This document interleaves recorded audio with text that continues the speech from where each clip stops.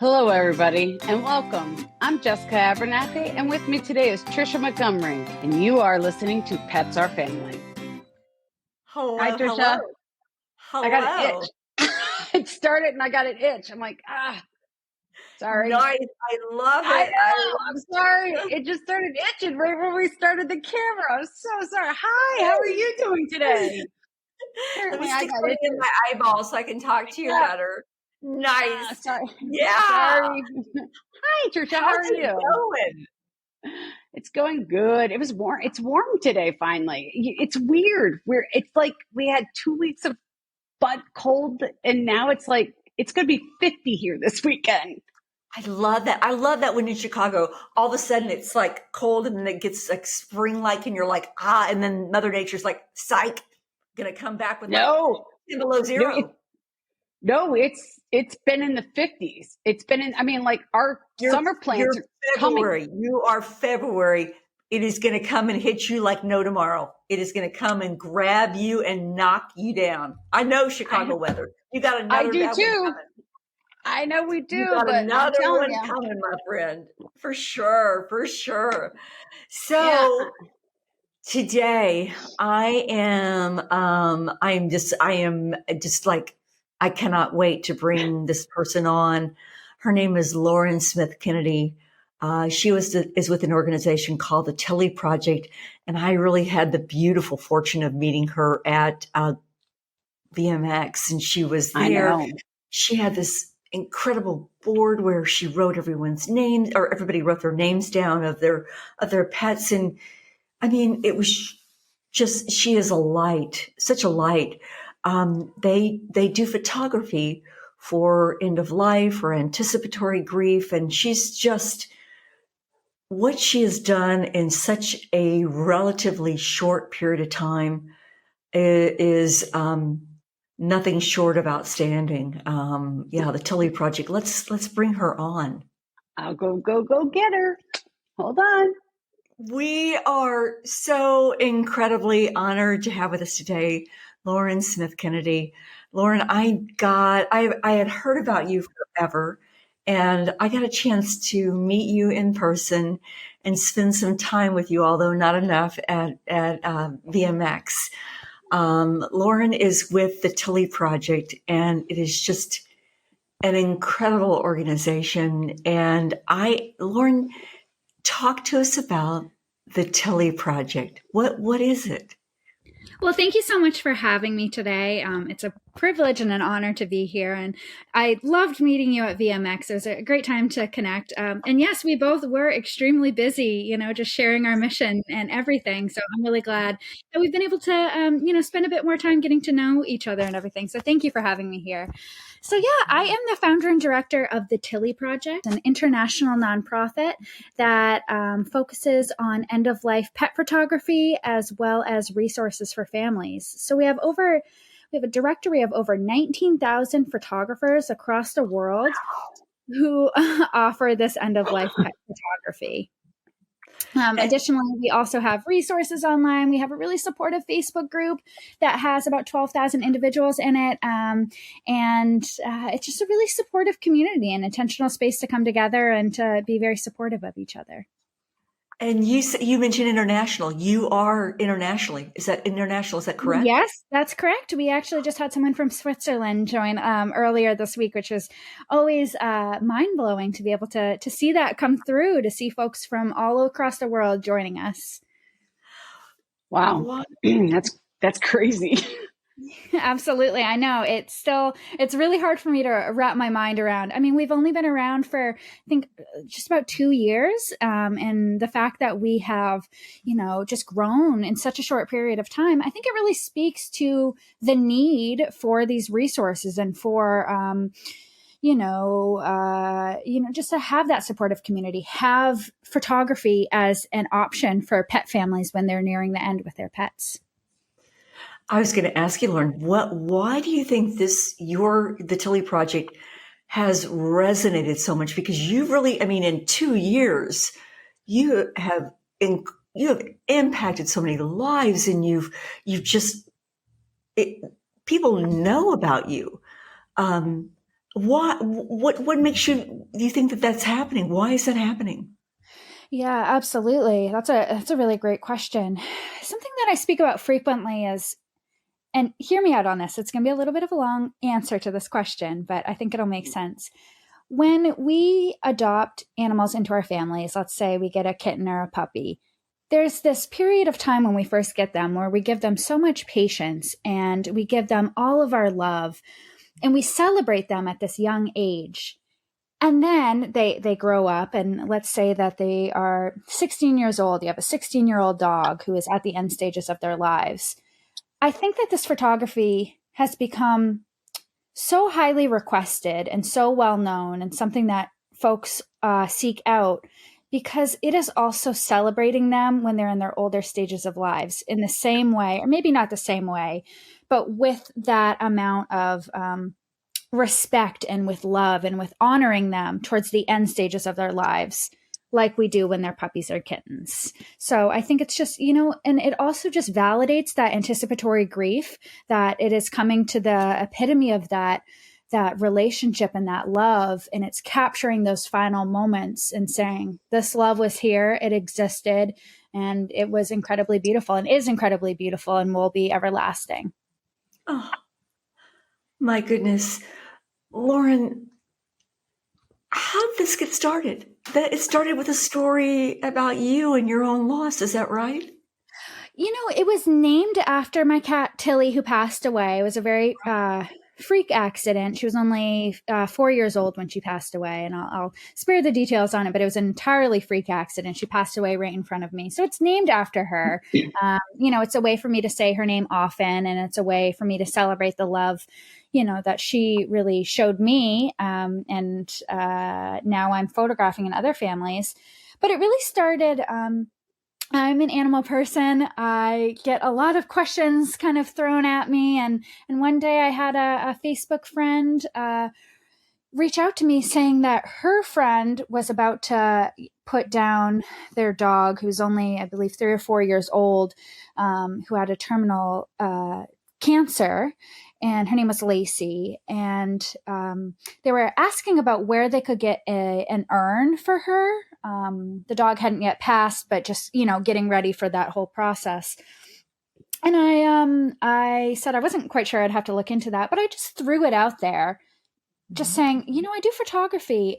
Please let the family know that if they want any photos before the dog passes, I would be honored to do so. And I wouldn't charge them anything because they had been spending money on the dog's treatment and everything. And I ended up doing that. And again, it just kind of happened from me just saying, hey, I would do this. Did the photos, had this bittersweet, it was both beautiful and of course very tragic experience with Lacey and her family. And towards the end of it, I just asked, these are some really, I think they're going to be really moving and beautiful images and a testament to that love that you share with Lacey. Would you be okay if I, shared the photos? They agreed to it, and I ended up sharing it, and it just overnight took off. It was that first session, and the next day I had another session all lined up with a dear friend who was taking his dog to one last walk on the beach, Brody, who he had his Brody's entire life. So it was, it went from like 0 to 100. It went from me just sharing, this video, something I had never really put out there, and then just saw the response, and it just continued to grow until it got to this point where I wasn't able to do all of this on my own. I was one photographer. I had folks flying in from places to have, these sessions and traveling to me or offering to fly me places. And I just wasn't able to do that. And so I started writing down the names of other photographers who are in different areas who said, hey, I would love to offer this, keep my name. And this little tiny note card soon grew into a whole list. And, like I said, now we have over 1,900 photographers across the world who offer this. So it's just, I think it is so incredibly needed. And families who have this service are very grateful for that opportunity and that experience. It's kind of, I just want to bring this to, we had a lovely lady on a couple podcasts ago, about a month and a half ago, Dr. Nancy, who talked about making deposits into our bank for our animals, that so we have our memories. And this is a deposit that you're giving us. You know what I mean? You're giving us this a love deposit, so that way we have a great memory of our animals before they leave. You know what I mean? And it's so awesome that you guys are doing this, and the 1,900 people that are on your list that are doing this for people. It's amazing that you guys are doing this. Thank you so much. And I just want to share that it's not for everyone. But of course it's not, because grief itself is so incredibly individualized. So we have plenty of folks who, will comment and say, like, I could never do this. I only want to remember my pet in the happy days. And to that, I say, I'm so glad that you recognize what works for you and your grief. And I'm so, I think it's wonderful that folks can also realize that, and just identifying that, this service has helped so many families, and also it's not for everyone, and that's okay too. So I'm grateful to be able to offer it to those who, want to take advantage of it, for sure. I love how you talk about how it can really help. How in other words, can it, in other ways, can the photography help? And what other things do you offer the Tilly Project to help with this process? Yeah, I think the photography really helps because, a big part of this type of photography is that anticipatory grief. And that's something that I think I have many folks say, I've never heard of that. And that makes so much sense, that they haven't passed yet, but it's the moments leading up. So I think that this photography can really aid in that, and aid in that validation with anticipatory grief, and then the grief after the pet has passed away. It just aids in it just memorializes them in the same way that with humans, we write obituaries. We say, here is their life, and putting it out there. I think sometimes this photography can really do something similar for pet families. It captures that love and allows them to share it. And then also on the Tilly Project, we do have other resources. We have a page that is dedicated to ways to memorialize your animal. We have pet loss professionals. We have photography resources. I mean, that has its, own thing where, let's say you don't want to have a professional photographer come in and capture these moments because they're really vulnerable. This is a really vulnerable time. I also have resources on there that puts the skills in anyone's hands. Anyone with a phone can do their own photos, because making it accessible is so incredibly important. If folks aren't, let's say there are no photographers in their area that maybe offer it, because we're only 2 years old, we're still expanding, and some of the rural areas don't necessarily, within like a 30-mile radius, maybe that's as far as you can travel. Maybe it just doesn't work out that you can find someone, or again, you don't want that. Let's give the resources. Let's give tips about posing and all of that. So you can do it yourself, or you can have, a trusted friend or family member do it for you just on your cell phone. So that's another huge component of the Tilly Project, is just offering accessibility is huge for me. I believe that photography should be for everyone, and these resources should be for everyone. So that's another really big part of the Tilly Project, and something that's really important to me. Yeah, I remember. I kind of I fell in love with you. Fell in love when we were talking about the accessibility, and right now, in the veterinary profession and animal welfare, there is a push and a need right now to access to care and accessibility and diversity and inclusion and all these different things. And I think that oftentimes they are overlooked within those underserved areas or resourced areas. And I love how on your website that you've put those resources. Hey, here's what you can do on your own. Here's what you can do. I also want to talk about something that just gave me chills up and down my arms and just literally brought tears to my eyes. At the conference, you put up a beautiful, massive white poster with a board. And it allowed every attendee who came by your booth to recognize and memorialize their pet. Yes. I put Moose's name up there, and you saved me a spot because the whole board was covered. What did people think when they saw that, Lauren? Just so touched and moved by that. Yeah, I had this idea that if I ever attended a conference or a place where there was going to be, people coming by and everything, I always wanted to do something like that. And when I was actually able to have it come true and to do this at VMX, my first time ever doing it, it was incredibly moving.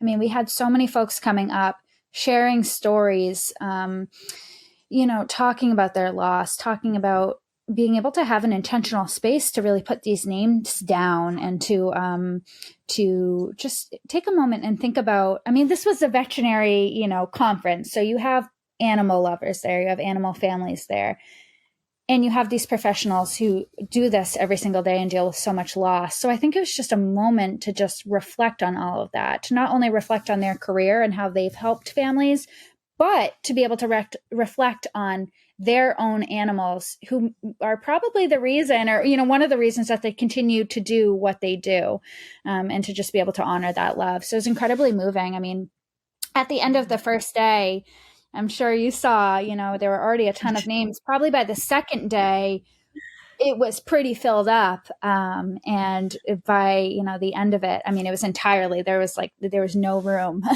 left. So it was just incredible to be able to make that happen and to see the reaction and to hear the stories and to honor those animals. I want to ask you about the veterinary profession, and I love how you referenced, them and the reason why it was, part of your mission to be at the veterinary conference, to be at VMX in Orlando. Talk to me about the impact that veterinarians could have on the Tilly Project. How would that further impact the Tilly Project? Absolutely. So the reason for me really wanting to go to the Tilly Project and making that happen, which we couldn't have done it without our booth sponsor, Youth of Vet. They're incredible. And they, in grief as well, they're making a huge impact towards the veterinary community and everything. Right. So one of the main missions of me being there was to connect with these, veterinary staff, support staff, veterinarians, the whole team of professionals. I wanted to put the resource of the Tilly Project and the resources that the Tilly Project offers into their hands, so that when they were dealing, or coming up when they're dealing with families who have an animal who has received a terminal diagnosis, or they're getting to the end stages of their lives, they would be able to say, here are some resources to be able to provide that for these families who some veterinarians and, support staff have been seeing for years. Vet techs, they've been seeing these families for years and years. So how can they aid those families with, that journey with anticipatory and grief? That so moving, so incredibly moving, and veterinary technicians and veterinarians are often overlooked in their own grief because, well, you're a veterinarian, so it's okay. And so to touch those and within our chosen profession, it's really, I find it beautifully and so touching. I'm going to interrupt you before you go on. I'm just going to interrupt you. Go on now. Go for it. Go ahead and I am. Won't be your first and won't be your last. Nope. And Leroy's going to yell at us for doing that again. You know how he is. But you are so veterinarian, that's your world. But at the same time, I want to bring up the fact that, because I am not in the veterinarian world, because we come from two different worlds, Tricia and I do, but we're both in the industry. But because I come from the pet sitting side, you know what I mean? So, and that's a side that always gets forgotten. You know what I mean? Because we are with the animals 24/7. We're always with them. We're in the house every day with them, and we are forgotten. And that's an industry that needs to be in front of you for the one fact is I just wrote down like 4 organizations that I need to get in front of you. And I'm on the board of one, you know what I mean? Yeah. Because you've got to realize that, I mean, I have over 2,000 clients in my database myself that I have been in front of their animals. I have personally in the last 20 some odd years had to help homeowner or owners of their, of animals put them down because they couldn't do it themselves. You know what I mean? So I've had to do it for the owners because they couldn't go into the vet office and they emotionally just couldn't do it. You know what I mean? And you are the right person to be able to say, for me to be like, I've referred out like laps of love. I've referred veterinarians that could come to the house, you know what I mean? But you are like the perfect person for us because we're constantly in the homes. We're referrals, constantly doing that. And we're like the forgotten profession, you know what I mean? So, and we really are, you know, because everybody doesn't think about us, you know what I mean? But we're in homes all the time. So you know what I mean? And we have burnout worse than anybody, you know what I mean? So, but that is something that as you two are talking about it, I'm like, oh, I have like 4 different board people I need to introduce you to because you've got another plethora of pet parents that you can get in front of because it's perfect for that, you know, and it's amazing what you're doing. Yeah, I'd say, because the Tilly Project, like I said, it's only been around for, 2 years or so. And after attending VMX, we started out as a smaller organization with this goal, and then I attended VMX, and I heard some feedback from the veterinary staff and support staff, and the attendees, and heard that they felt like they were, there could be an expansion of resources and aid for that audience. And so one of the first things that I did when I got back from VMX was to have to sponsor a group, a free group for the veterinary community, and want to expand on that. And now in hearing you, share that there's this whole other audience and a group of professionals that could also, that's what it is, is just got to come together and to make, aware of these different audiences that could really benefit from resource. And how do you do so in a way that really caters to them and is an experience, that it's for them. So, I'm really looking forward. I'd love to chat with you and whoever else about that and see what we can collaborate on for sure. Because whatever it's just another resource that makes sure that the pet parents, it's more, for me, it's more making sure that the pet parents honor their pets. Absolutely. You know what I mean? Into the best way that they can, or grieve the way that they can. So that way they remember Fluffy, because I always say Fluffy, but Fluffy is honored the best way Fluffy can be honored, Yeah. And sometimes it can be tough to navigate those when you have someone who comes to you and is saying, that their animal is coming to the end stages of their lives. Sometimes personally, there's only so many, saying like, I'm here for you. Let me know whatever I can do. Yeah. That can only go so far. And sometimes I think it's really, it's wonderful if the person, it feels appropriate and they're receptive and everything, because you got to navigate that as well. And you're going to know these families extremely well. Yep. If it feels right and everything, giving them that resource, and it's something that can be, it's another resource. It's another resource, and it's another thing to say, and it kind of empowers them and gives them control in a time that you feel entirely powerless. So I think that is extremely beneficial to these families. Agreed. Mm-hmm. Lauren, what is how does the process work, and what is there a cost involved, or how does that work? How does the Tilly Project work?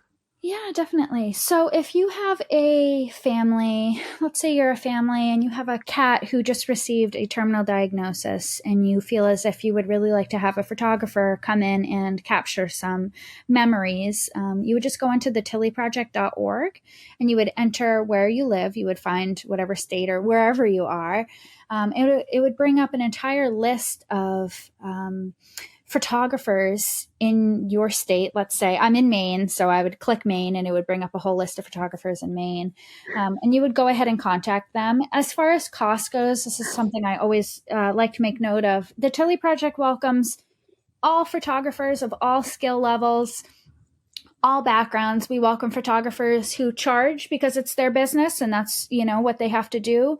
We welcome photographers who discount that service, and we offer photographers who that's how they donate their time. That's how they give back.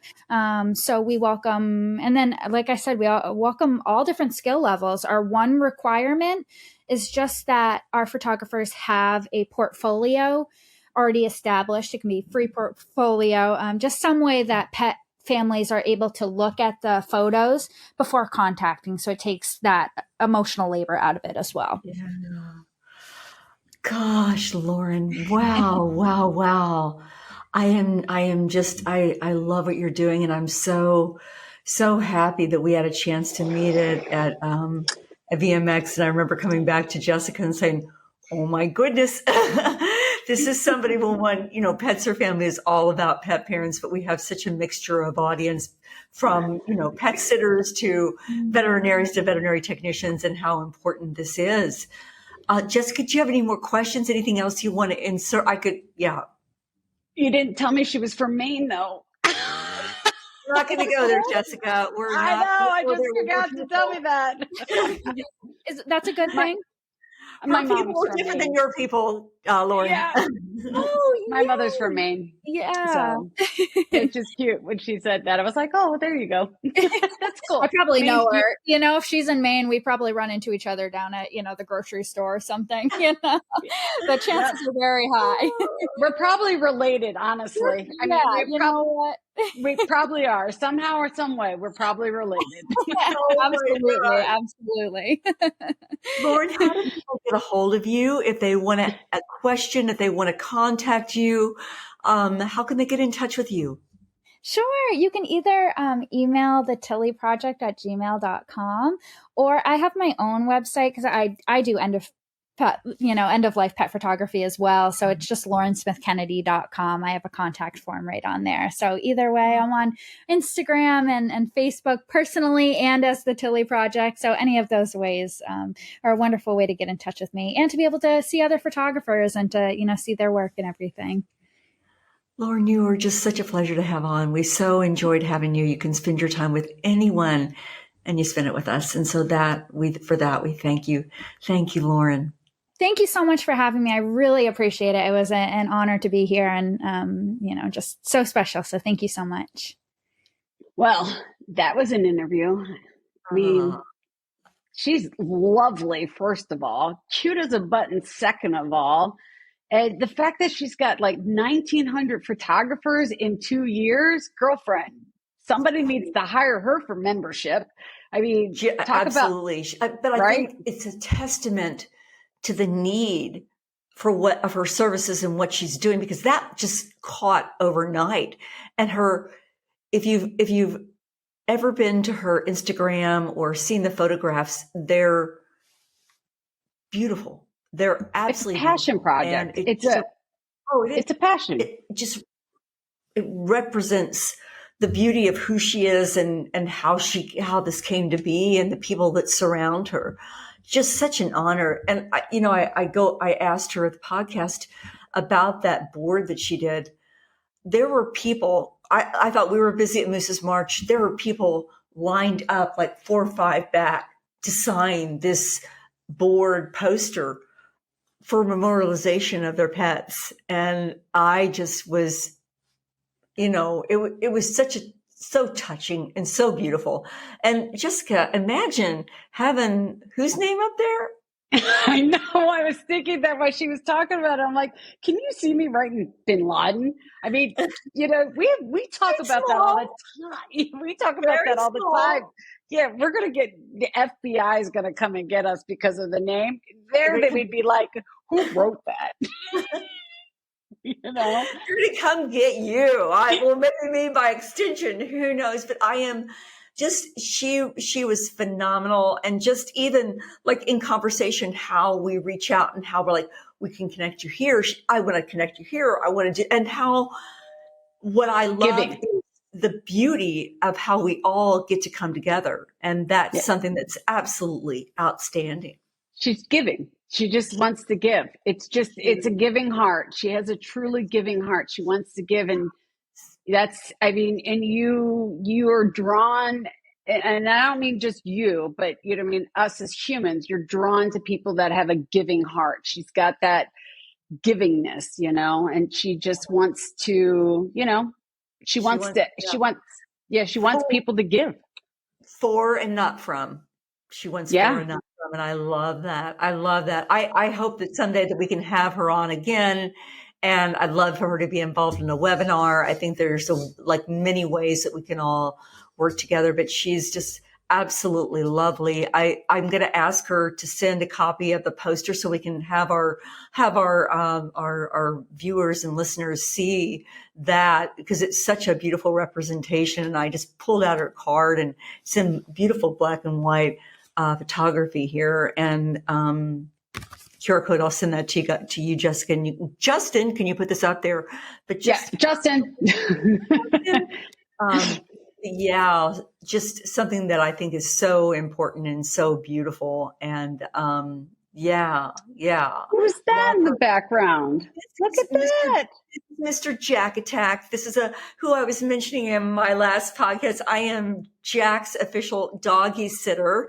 And a shout out to Shannon, and she is away, but Shannon is absolutely lovely and a beautiful friend of mine, and my next door neighbor. Shannon's been away, so I'm actually watching Jack during the daytime. So he's pretty excited that he's here, and somebody rang the doorbell, so we're going to have to go soon and find out who's at the doorbell. So that's okay. If you didn't catch it, my earbud just fell out and rolled across the floor. I was just like, well, we're human. I was like, we definitely are. We definitely are. Come here, Jack. You want to say hi? Come on, let's be on the podcast. Talk about the end of the day, right? It's the end of the day. So this, guys, is Jack. If you can see. Oh, hello. Oh, well, no. There you go. There's some kisses for an end of day. I love this dog. He is absolutely the best dog in the entire wide world. Aren't you? Are you so good? You are. I love you. Well, Jack knows how to make you family. He does. He does. Speaking of how I'm going to make him, I got to get him outside here. So, guys, thank you all for being with us. Jessica, I love you. Hearts to you. And big love. All right. And we'll say goodbye to all our viewers. We'll see you next week. And Tricia, thanks. Tilly Project, great call. Love that one. Great. And we'll see everybody next week. Talk to you later. Bye, everyone. Thanks for listening to Pets Are Family. You can find us on all the channels now. Yes, all of the channels now. So make sure you share us with your friends, your families, and your coworkers, and anybody that has a pet. Make sure you like us, give us your feedback, tell us if anything that you want us to talk about, all that fun stuff. You can reach me at jessica@petsourfamily.net or Tricia@petsourfamily.net. Thank you for everything that you guys do, but make sure you like us, subscribe, check us out on YouTube. You can always see what we're up to. And we want to thank all of our sponsors, all of the people that support us. We love every one of you, and we can't thank you enough. And remember, check out Moose's March, moosesmarch.com, moosesmarch.com. Come check us out. Talk to you guys soon. We'll see you next week. Bye.